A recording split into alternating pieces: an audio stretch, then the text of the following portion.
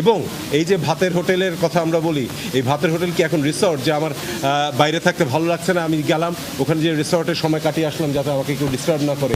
এই দায়িত্ব কবে থেকে ডিটেকটিভ ব্রাঞ্চ নিয়েছে? এগুলোর কোনো সদুত্তর ওনারা দিতে পারছেন না। প্রিয় দর্শক, ডিবি হারুনের সমালোচনা যেন থামছেই না। আজকে আবার আদালতে তার বিরুদ্ধে বক্তব্য দিয়েছেন আইনজীবীরা। তারা বলতে চাচ্ছেন যে এটা কি ডিবি অফিস নাকি ভাতের হোটেল নাকি রিসোর্ট। অর্থাৎ সাম্প্রতিক ঘটে যাওয়া কোটা আন্দোলনের 6 সমন্বয়ককে নিয়ে তিনি যে খাবার খেলেন সেটা কাঁটা চামচে খাচ্ছেন এবং সেটা তিনি তার ফেসবুক পেজে আপলোড করেছেন। সোশ্যাল মিডিয়া গ্রুপে খাচ্ছে। গতকাল হাইকোর্ট তার বিরুদ্ধে রুট জারি করলেন। গতকাল হাইকোর্ট তার বিরুদ্ধে এটা সমালোচনা করেছেন। আজকে আবার আইনজীবীরা সমালোচনা করেছেন। তো প্রিয় দর্শক, আজকে আইনজীবীরা কি বলেছেন চলুন আমরা ভিডিও ক্লিপটি দেখি। প্রিয় দর্শক, ভিডিওটি চালু করার আগে একটা অনুরোধ, যারা চ্যানেলটি সাবস্ক্রাইব করেন না প্লিজ চ্যানেলটি সাবস্ক্রাইব করুন। ভাষ্য অনুযায়ী যে তাদেরকে অ্যারেস্টও করা হয়নি, তাদেরকে ডিটেনও করা হয়নি, তাহলে তাদেরকে ওখানে আটকে রাখা হয়েছে কিসের জন্য? তাদের নিরাপত্তার কথা যে বলছেন, সেই নিরাপত্তাটা তারা কখন চাইলেন সে কথা কখনোই বলছেন না। তারা গতকালকে আমাদের মামলা ফাইল করার পরে তাদের পরিবারের সাথে দেখা করতে দিয়েছেন, সেটা বারবার বলছেন যে পরিবার বলছে ভালো আছে, পরিবার বলছে ভালো আছে। আমরা শুধু ক্যামেরার সামনে যে অংশটুকু দেখানো হয়েছে সেটুকু দেখেছি। ক্যামেরার পিছনে ওখানে কিভাবে তাদের কাছ থেকে এই স্টেটমেন্ট নেওয়া হচ্ছে সে বিষয়টা কখনো দেখা হচ্ছে না। এবং এই যে ভাতের হোটেলের কথা আমরা বলি, এই ভাতের হোটেল কি এখন রিসর্ট? যে আমার বাইরে থাকতে ভালো লাগছে না, আমি গেলাম ওখানে যে রিসর্টের সময় কাটিয়ে আসলাম যাতে আমাকে কেউ ডিস্টার্ব না করে। এই দায়িত্ব কবে থেকে ডিটেকটিভ ব্রাঞ্চ নিয়েছে? এগুলোর কোনো সদুত্তর ওনারা দিতে পারছেন না এবং দিচ্ছেন না। ফলে আমাদের বক্তব্য খুব সহজ, যে যতটা মুহূর্তে ওদেরকে ওখানে আটকে রাখা হচ্ছে এই 6 জনকে, সেটি বেআইনি। এবং তাদেরকে যে স্বেচ্ছায় তারা ওখানে যে আশ্রয় নিয়েছেন সেটা তাদের মুখ থেকে আমরা শুনতে চাই। এসে আদালতের সামনে তারা সে কথাটাই বলুক, কিন্তু তারা সেই কথাটাও বলতে দিতে সাহস পাচ্ছেন না।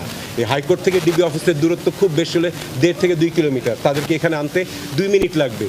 নিয়ে আসুক, নিয়ে এসে তারা আদালতের সামনে বলুক যে না, আমরা ওখানে আছি, আমরা ভালো আছি, আমরা আসবো না।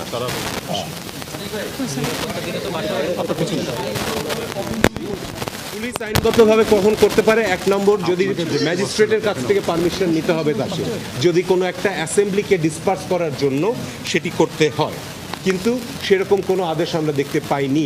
প্লাস বলা আছে যে পুলিশ যখন গুলি করবে তাদের প্রথম থাকবে যে মিনিমাম ড্যামেজ করতে হবে, অর্থাৎ কারো প্রাণ হত্যা করার জন্য গুলি করতে পারবে না। হয়তো শুধুমাত্র দেখা যাবে যে কাউকে ইনজুর করার জন্য বা ভয় দেখানোর জন্য মারতে পারে। প্রাণ নেওয়ার জন্য প্রথমেই কেউ গুলি করতে পারবে না।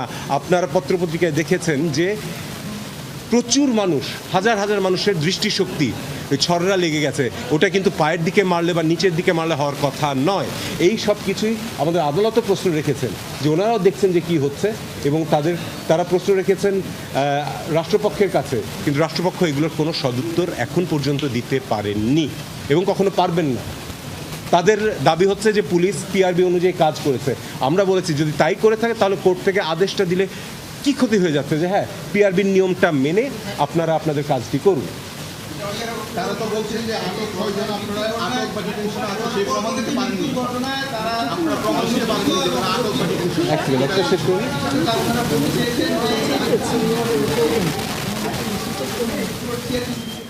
হ্যাঁ, এবং এখানে যেটা হয়েছে পিআরবিতে বলা আছে যে কোন কোন ক্ষেত্রে পুলিশ এটা করতে পারে, এবং আমাদের আদালত আজকে তাদের